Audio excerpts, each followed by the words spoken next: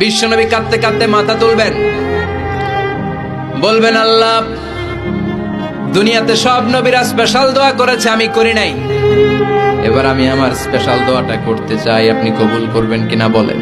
আল্লাহ বলবেন নবী কি আপনার দোয়া বলেন?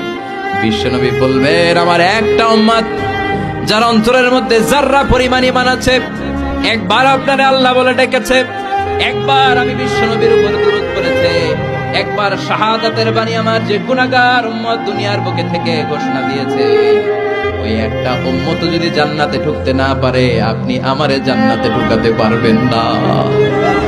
আল্লাহ বলবেন সাল তুতা, সাল সাল তুতা, ওয়াশফা তুশাফা, শাফাত করেন নবী করেন, যার জন্য দোয়া করবেন আমি কবুল করে নেব। দুনিয়াতে বিশ্বনবী কম কষ্ট সহ্য করে নাই, 3 বছর শিয়াবে আবি তালেবে জেল খেটেছে। কয় বছর? দুর্ভিক্ষের বছরগুলোতে বিশ্বনবীর পেটে দানা পানি ছিল না, কলিজার টুকরা হাসান হুসাইন কই মাছের মতো ছটফট করেছে, জামিনে ক্ষুধার জ্বালায় বেহুশ হয়েছিল। বিশ্বনবী যদি ওই স্পেশাল দোয়াটা করতেন, জান্নাত থেকে খাবারের বস্তা পাঠিয়ে দিত কে?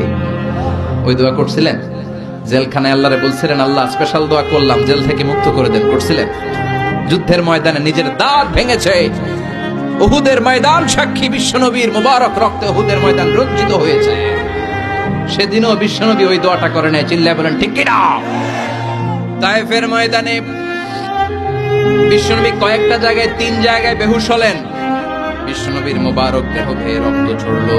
ওই কঠিন বিপদের দিনও বিশ্বনবী এই দোয়াটা করেছেন নাকি? কথা বলেন।